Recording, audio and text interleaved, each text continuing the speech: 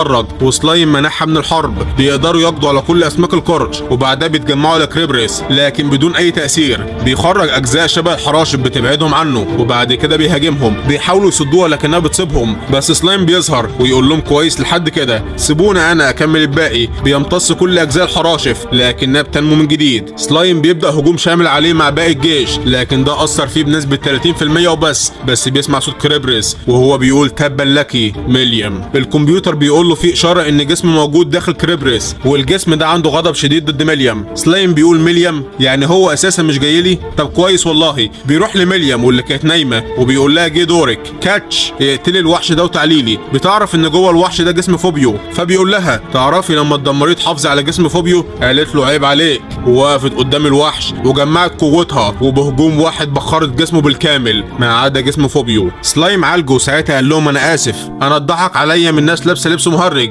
جابيرو افتكر مساعد جليمود انه كان لابس برضه لبس مهرج وبقى ليهم عدو جديد وهم جماعه اتحاد المهرجين. لكن في نفس الوقت بيظهر كاريون ويلزق وش فوبيو في الارض. بيعتذر لسلايم عن افعال تابعه ويقول له لو عاوز اي حاجه قولها وهعملها لك. سلايم قال له ممكن نعمل معاهده بيننا وبين دولتكم محدش يعتدي على التاني. كاريون قال له وانا موافق وبيقسم انه عمره ما هيرفع سيفه على الغابه ابدا. لكن بعد كل ده سلايم لسه ما حققش امنيته. وبعد هزيمه التنين القريه كلها بتقيم احتفال بالمناسبه دي. ميليام بتودع سلايم والبقيه لانها لازم تروح وتشوف شغلها وبتوعدهم انها هترجع تاني وتزورهم. سلايم بتجيله ذكرى بالليل من شيزو وهي بتقول انقذ الاطفال وروح العاصمه الملكيه وبيصحى في الليل بيبكي فبيقرر يكمل مسيرتها. بيودع صحابه ويقول لهم انه رايح مملكه انجراشيا. العجوز بيقول له لو حصل لك حاجه اتحاد الغابه هيقع بالكامل. رانج قال له ما تخافش انا هروح مع المهمه واحميه والمهمه هتكون لوقت قصير. وبيسيب القريه في ايد صحابه ويمشي وبيوصل المملكه في خلال 3 ايام. مملكه انجراشيا هي مملكه للبشر بتمنع دخول الوحوش فسلايم بيتحول لشكله البشري وبيخبي رانجا في ظله ويلبس القناع عشان يخفي الهاله. وكان رايح لاكاديميه الحريه اللي اسسها واحد من تلاميذ شيزو فراح عشان يقابله. اول ما دخل المدينه انبهر بيها لانها بتشبه مدن البشر. بيوصل لمقر الشخص ده واللي اسمه يوكي واول ما يدخل يوكي بيشوف القناع بتاع شيزو وبيقول له انت مين؟ سلايم قال له انا وحش وبقلد اشكال الاشخاص اللي باكلهم وبيقلع القناع. يوكي على طول بيهاجمه وسلايم بيصد الضربه ويقول له نفس الجمله اللي كانت في اللعبه واللي قالها لشيزو. فيوكي اول ما سمعها وقف. سلايم قال له انا خلصت برضه نفس اللعبه واللي انت عرفتها لشيزو. وبيبداوا يتكلموا وبدل ما يحكوا في حاجات مفيده بيحكوا عن اخبار المانجا والمسلسلات في اليابان، ايه اللي خلص وايه اللي لسه ما خلص. يوكي بيقول له يا ريتني كنت اقدر اشوف الحاجات دي. سلايم بتجيله فكره وبيطلب رزمه من الورق بياكلهم ويحولهم لمجلدات مانجا. بعد ما طبع الصفحات الموجوده في ذاكرته على الورق ده يوكي بيشكره جدا بس بيساله انت جاي ليه؟ عاوز ترجع تاني لعالم البشر؟ سلايم قال له هو ممكن اساسا؟ يوكي قال له حتى الان لا لكني اعتقد انه ممكن. في كل بلد كان في حكايات عن ظهور وحوش وغيلان وجن فممكن دول انتقلوا بطريقه ما من هنا لعالم البشر. سلايم قال له مش فارقه معايا انا كده كده ميت وتلاقيهم حرقوا جثتي اساسا بس انا جاي في حاجه تانية وهم الاطفال. يوكي بيعينه مدرس للاطفال بدل شيزو وبيقول له كان في تلميذه لشيزو اسمها هيناتا لما وصل سنها ل 15 سنه قوتها عدت قوه شيزو. دي بتختلف تماما عننا احنا والاطفال. احنا تم استدعائنا. نفس الكلام اللي قاله في الدورة في الكهف عن 30 ساحر بيستدعوا انسان ويبقى سلاح في ايد الصحراء. يوكي بيقول له في بعض الحالات الشخص اللي بيستدعى بيكون طفل والطاقه اللي بتتزرع فيه جسمه ما بيقدرش يستحملها وجسم الطفل بيتحرق من القوه دي. سلايم قال له الاطفال دول؟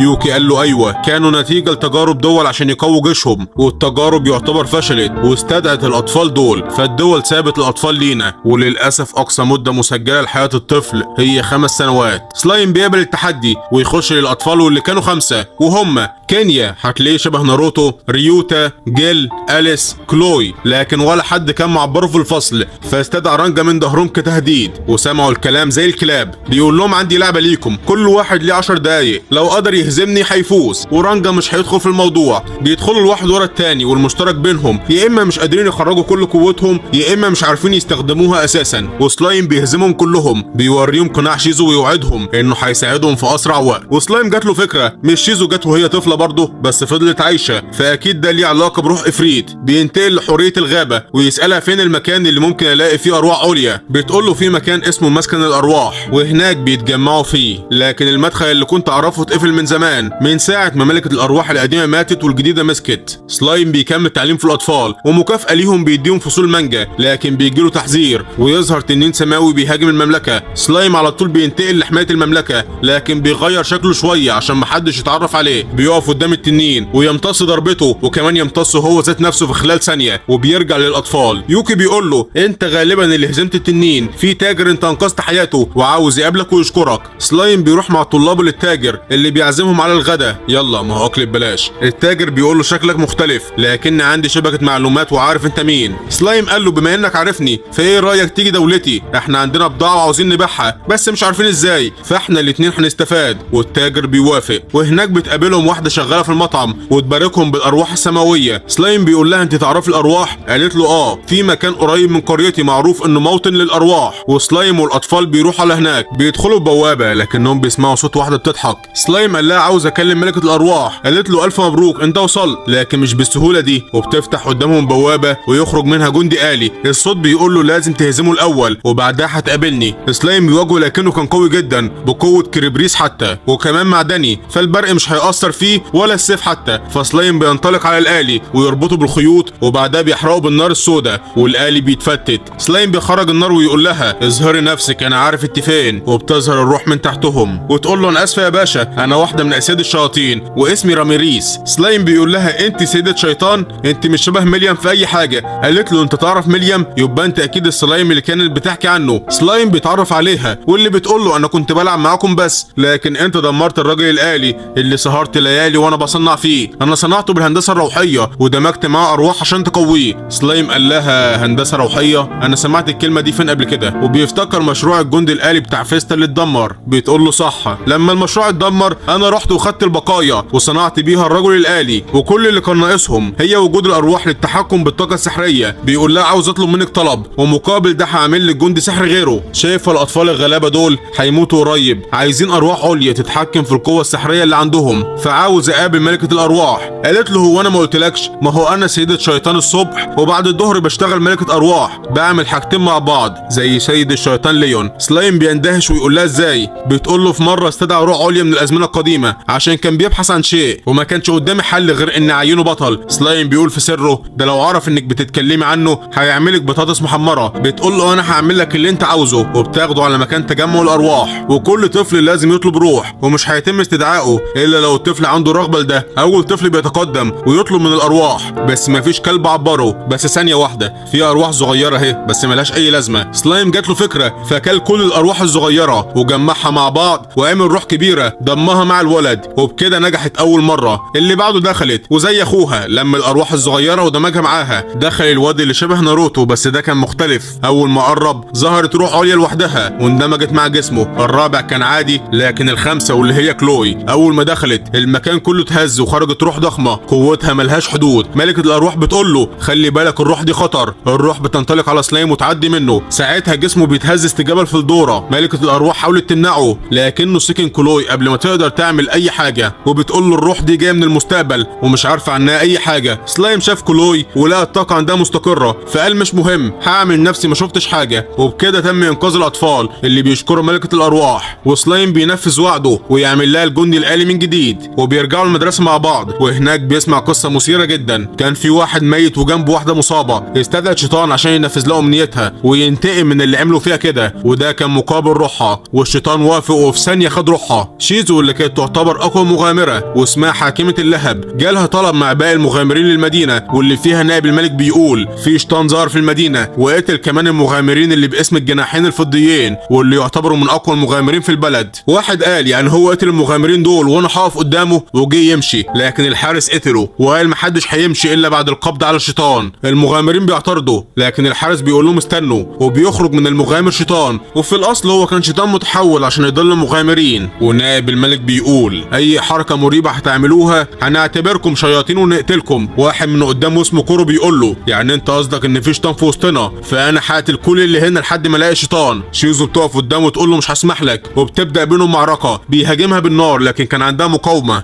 وبتبدأ مبارزة بالسيوف بينهم، والكل واقف مندهش من قوتهم. بتستخدم كل قوتها وتهاجمه، وده بيحرق هدومه وبيظهر للكل انه شيطان. بيقول لها اول مرة اشوف بشري بيتحكم في قوة روح بالشكل ده، كفاية النهاردة كده، وبينسحب. شيزو بتفتكر لما سيد الشياطين ليون كان بيتكلم عن الشياطين، وان في نوع منهم كان موجود في قديم الزمان اقوياء جدا وملهمش اسم، وبيتعرفوا من لونهم كالشيطان الاحمر او الابيض او الاسود، واللي هو شبه الشيطان اللي ظهر. شيزو بتقول مستحيل، ايه اللي هيجيبه هنا؟ والملك بيستدعيها، وهناك بتشوفه مع 2 مساعدين بيقولوا لها شكرا على مساعدتك، بس لازم نضحي بيكي. انا اسمي الملك اورتوس، وده اسم كان في اسطوره عن شيطان موجود في البلد دي وتم هزيمته عن طريق الابطال. الشيطان بيقول لها مظبوط، بس انا دلوقتي الملك وانت هتموتي زي ما موتت الجناحين الفضيين. فاللي ظهروا في الاول واستدعى الشيطان هما الجناحين. شيزو بتهاجمه لكنه بيمسك السيف ويديها بوكس بيطيرها، بيمسكها من رقبتها ويحاول يقتلها. وشيزو تعبانه من قتال الصبح وقررت تحرر افريت، لكن بيظهر الشيطان الاسود ويقتل المساعدين في لمح البصر. الملك بيقول له شيطان دنيء زيك مش هيقدر عليا. الشيطان الاسود بيمسكه ويقول له مين هو الدنيء، ويسحقه بين ايده. وبعدها بيبص لشيزو ويقول لها هي دي مهمتي، وعندي ليك هديه. انشري ان الشيطان الاسود قتل الملك والمساعدين وانت اللي هزمتيه، وخدي المجد والشهره، بس لازم محدش يعرف القصه دي. وشيزو وافقت، ومحدش عرف القصه الا هي وكل اللي اتفرجوا على الانمي. سلايم بيخلص مهمته مع الاطفال ويودعهم ويرجع تاني للقريه، لكن الشيطان الاسود كان بيراقب وبيخطط لمواجهته في المستقبل. قبل ما سلايم يسيب الطلاب كان لازم يطمن عليهم، فكمل تدريس ليهم وجاب مساعده ليه واسمها تيس هيدرس معاه بالتساوي لحد ما يسيبهم خالص وهي اللي تمسك الفصل. وفي نفس الوقت كان بيروح دولته لانه عامل معاهده مع سيد الشيطان كاريون، وكاريون عاوز يعمل تجاره فهيبعت وفد من دولته، وسلايم هو كمان لازم يبعت وفد ليهم. شونا وشيون بيجيبوا له بدله جديده، ما كنتش بقول اسمها لانها كانت شخصيه اتش الموسم اللي فات، بس ربنا كرمها وبقى ليها دور فاسمها شيون.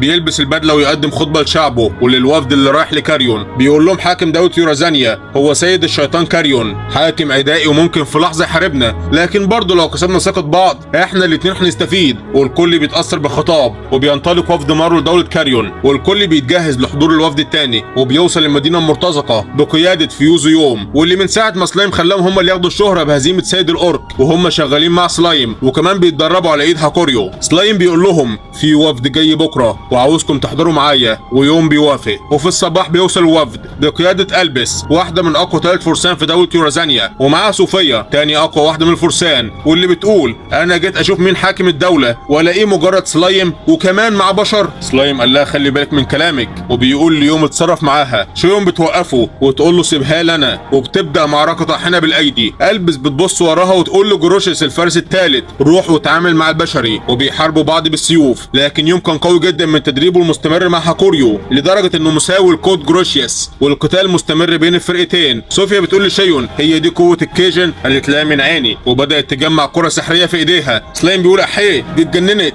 اعمل ايه دلوقتي؟ اوقفها؟ البس نطت في النص ووقفت القتال وقالت لهم خلاص كده. سلايم قال لها ده كان اختبار، وسلايم واتباعه نجحوا بسبب قوتهم الضخمه. شيون قالت لو سمحتوا انا عندي مشكله كبيره، والكره السحريه اصبحت ضخمه وشيون مش عارفه تعمل لها ايه. صوفيا بتقول لها ارميها فوق او في اليمين، لكن شيون مش قادره توجهها. سلايم اتحول لشكله البشري وقال لها احدفيها عليا، ومد ايده وامتصها، والفرسان قدامه مصدومين من قوته، وبيدخلوا دوله سلايم وبتبدا حفله الترحيب بيهم. البس كانت شبه المجاري وخلصت كل براميل الخمره اللي في البلد. سلايم قال لها صح يا وحش، بس خلاص خلصنا ما عندناش تاني لان الغابه ما فيش فيها اشجار فواكه كتير. البس قالت له احنا عندنا افدنه من اشجار الفواكه، ايه رايك في التجاره بينا؟ ندوك فواكه وتدينا استغفر الله الخمره. راح ساحب كلب من جنبه وقال لها هو ده وزير الماليه، اتفق معاه على كل التفاصيل وبلغيني. وبعد عده ايام رجعت صوفيا والبس وسابوا جروشيس ومعاه شويه من شعب يورازانيا عشان يتعلموا من العماره والتقنيات اللي في دوله سلايم. وبعد يومين بيوصل وفد مارو وريجور. ريجور بيقول له دوله الوحوش يورازاليا اسوأ مننا في العماره وفي الاسلحه وفي كل حاجه ما عدا الزراعه. تقنيات الزراعه عندهم ممتازه اكنهم بيلعبوا مزرعه سعيده. سلايم قال له احنا نقدر نتعلمها؟ ريجور قال له نقدر لو بعتنا وفد هناك للتعلم، وسلايم بيوافق. مارو بيقول لسلايم عاوزك تخلي ريجور هو قائد الوفد لان قابلت كاريون وهو محل ثقه مفيش منه خطر، ووجودي هنا في المدينه للحمايه هيكون افضل. والمهمه اللي بعدها لسلايم هي زياره الملك دوارجو ملك دوله الاقزام، لانه زارنا اكتر من مره. بياخد فوق معاه من 6 جوبلين وكايجن والاخوه الثلاثه وشونا وشيون، وهم ماشيين بيقابلوا الاورك اللي قدروا يمهدوا اكتر من تلتين الطريق بين دوله سلايم ودوله الاقزام عشان يساعدهم في التجاره وبيوصلوا لدوله الاقزام وبيقابلوا الملك دوارجو. بس في اثناء ده سيد الشيطان كلايمن كان بيشوف تحركات سلايم وقدامه واحده بيقول لها تقرير ممتاز ويستحق ان نرجع لك قلبك. ايه ده استني كده، لا لسه شويه، لسه تفاضل لك مهمه كمان وهرجع لك قلبك. عاوزك تدخلي دوله سلايم وتتجسسي عليه وتبلغيني بالمعلومات. وعند سلايم اللي بيقدم للملك جزيل افضل انواع الخمور اللي انتجها. الملك بينبهر من الطعم. سلايم قال له عملناه بفواكه لسه مستوردينها. الملك قال له استوردت من مين؟ انت ليك علاقه بدوله غيرنا؟ سلايم قال له استوردت من دوله الوحوق. الملك نط عليه وقال له يورازاليا هو كاريون بيصدر منتجات؟ ده عمره ما عمل علاقه مع اي دوله. سلايم قال له انا ساعدت واحد من رجالته ومن ساعتها اتكونت بينا علاقات. جازيل قال له انا بدعمك، عاوزك تصنع اكتر من المنتجات دي وتزود تجارتك عن مملكه فالموس، لان في الواقع ما بحبش ملك الدوله دي. سلايم بيفتكر ان يوم من دوله فالموس وبيجهز نفسه عشان يلقي خطاب قدام شعب الاقزام ان هدف التعاون بين الدولتين هو خلق عالم يعيش في الاقزام والالف والبشر وكمان الوحوش مع بعض، وبدانا نطبق ده في دولتنا. الملك قال له خطابك قصير مختصر عاطفي، اديله 0 من 10. انت ملك دوله ولازم كلامك يكون صارم والشعب يحترمك. وقبل ما يخلصوا الزياره سلايم راح لافضل مكان ليه وهو عند الالف. هدفه الاساسي انه يدلع نفسه والثانوي انه يدلع نفسه برضه، بس كان في هدف على جنب كده انه اداهم ازاز خمره عشان يعرف راي الزباين فيها، لكن بيطب عليهم عزرائيل وهم شيون وشونا. شونا بتعاقب سلايم بانه ياكل لمده اسبوع من طبخ شيون العذاب الاليم. وعندي يوم بتتقدم ليه واحده وتقول له انها مستخدمه سحر وعاوزه تنضم ليه لان كل السحره اللي معاه معاقين وملهمش لازمه، والواحده دي هي ميولان. يوم بيجربها وبيلاقيها قويه جدا في استعمال السحر لدرجه انها قدرت تهزمه وبتنضم ليه في الفرقه. بياخدها معاه لدوله سلايم وبتشوف هناك التطور اللي هم فيه وازاي بينتجوا الاف من جرعات العلاج يوميا وبيبيعوها للدول التانيه. بيعرفها على شونا وشيون وكمان هاكوريو والطلاب. جوبتا ويوم حاولوا يهزموا هاكوريو بمساعده ميولان لكنهم برضه فشلوا فشل ذريع. كل دي اجواء جميله وسعيده، لكن دي كانت بدايه العاصفه. في ليله رحيل سلايم عن الاكاديميه بيقابل التاجر اللي بيقول له اتفاقيه الدفاع المشترك مع دوله بلوموند ماشيه كويس واللي هي الدوله اللي فيها نقابه المغامرين، وكمان بقى في سبل تجاره بيننا وبينهم، لكن ده هيأثر على دوله فالموس لانها اكبر دوله تجاريه حاليا. ودوله سلايم بالتدريج بتحل مكانها وخصوصا انها في منتصف الطريق بين الدول وممكن في اي وقت تعتبر دوله سلايم مصدر ازعاج. وفي دوله فالموس الملك بيجتمع مع مساعدينه عشان يتكلموا عن اسباب نقص حركه التجاره في الشهور اللي فاتت. المساعد بيقول له الامر اصبح حياه وموت بالنسبه لفالموس ولازم نوقف دوله سلايم. والقائد العسكري بيقول له نقدر نجمع 17,000 جندي. الملك قال له مش كفايه. بيقاطعهم الكاهن وهو مندوب من الكنيسه الغربيه بيقول له دوله سلايم هي دوله وحوش وبيتصرفوا ضد اراده الرب وهندعم دولتك بالجنود عشان نقضي عليهم، لكن في مشكله صغيره لازم نقنع الناس انهم خطر عليهم. الملك قال له افرض مثلا واحد من شعب فالموس اتعرض لاذى من وحش من دوله سلايم، ايه اللي ممكن يحصل؟ الكاهن قال له ساعتها الكنيسه هتبعت الفرسان المقدسين لانقاذ المؤمنين ومحاربه الوحوش. المساعد بيقول للملك لازم نوريهم قوتنا وانا بقترح ابعت الثلاثه اللي معايا. الملك قال له عندك حق، ابعتهم بدل ما هم قاعدين مالهمش لازمه. المساعد بيروح لثلاثه وهم شوجو كيويو وكيرارا، بيقول لهم لازم تروح دوله سلايم. شوجو بيتعصب لان مش عاوز حد يامره وخصوصا لو اضعف منه. كل البشر اللي هنا اضعف مني، وبيظهر ان الثلاثه دول جايين من اليابان ودوله فالموس نقلتهم للعالم ده وبقى جنودهم الاقوياء وكل واحد فيهم عنده قوه ومهاره خاصه بيه. بتبدا تتكون قصه حب بين يوم وميولان. ميولان بتروح المدينه لكن بيجي لها اتصال من كلايمان قال لها الف مبروك مهمتك قربت تخلص، عاوزك تعملي حاجه واحده بس وهسيب قلبك. في نفس الوقت سيو بيبلغ مارو انه شاف كتيبه من جنود مملكه فالموس متوجهين لهنا وعددهم قرب ال100. بيجي لهم اتصال من البس بتطلب منهم المساعده بانهم ياخدوا بعض المواطنين اللاجئين عندهم لان في حرب هتبدا بين سيد الشيطان كاريون وسيده الشيطان ميليام.